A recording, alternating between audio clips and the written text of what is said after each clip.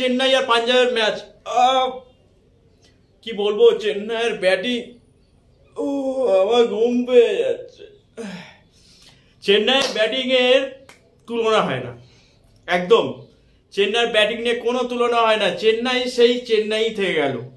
সেই লাস্টে এসে ধোনি ব্যাট করলো, এক বল খেললো, বোল্ড হয়ে ড্রেসিং রুমে ফিরে চলে গেল। কোনো কথা হবে না, কোনো কথা হবে না। চেন্নাই কিন্তু টসে হেরে যায়। চেন্নাই টসে হেরে ব্যাট করার সুযোগ পেল। পাঞ্জাব কিং স্যাম কারন টসে জিতে বোলিং করার সিদ্ধান্ত নেয়। একেবারে ফাটাফাটি সিদ্ধান্ত আমি যদি মনে করি, কারণ চেন্নাইকে 167 রানে 20 ওভারের মধ্যে 167 রানের টার্গেট দেয় চেন্নাই।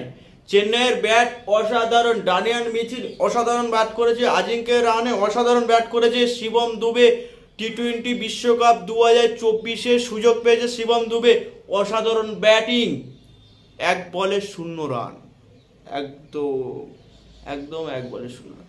MS ধোনি এক বলে 0 রান, এর বেশি করতে পারেনি, বাবু ভুলে গেছে একবার ব্যাপার। তো যাই হোক, চেন্নাই সুপার কিংস 20 ওভারে 167 রানের টার্গেট দেয়। পাঞ্জাবে ব্যাট করতে এসে জনি বাবা বাড়ি চলে গেল। কোনো অসুবিধা নেই, কোনো ভুল নেই। আপাতত ম্যাচের পরিস্থিতি এমন একটা জায়গায় দাঁড়িয়েছে, চেন্নাই সুপার কিংস এখান থেকে রিল্যাক্সে হাসতে হাসতে ম্যাচ জিতে যাবে।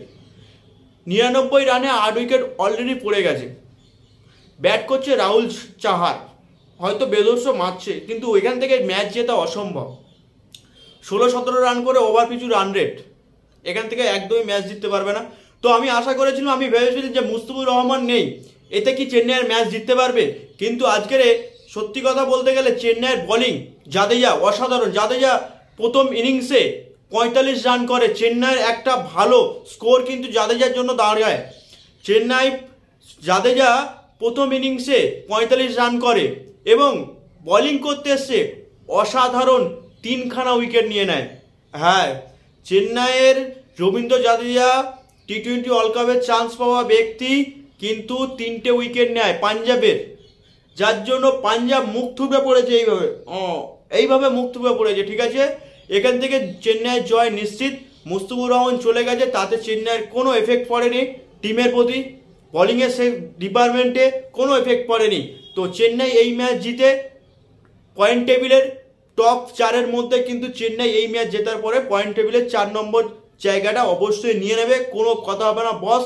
অবশ্যই যারা যারা চেন্নাইয়ের ফ্যান আছে অবশ্যই লাইক করো, এবং যদি ভিডিওটা ভালো লাগে অবশ্যই কমেন্ট করো, শেয়ার করো বন্ধুদের সাথে, এবং চ্যানেলটা অবশ্যই সাবস্ক্রাইব করো। ঠিক আছে, দেখা হচ্ছে নেক্সট ভিডিওতে। এবং বাংলাদেশ জিম্বাবুয়ের ম্যাচ কিন্তু অলরেডি চলছে, জিম্বাবুয়ের 5 উইকেট পড়ে গেছে। তো এই ভিডিওটা আসতে চলেছে, ধামাকাদার ভিডিও হবে আজকে রাতের বেলা।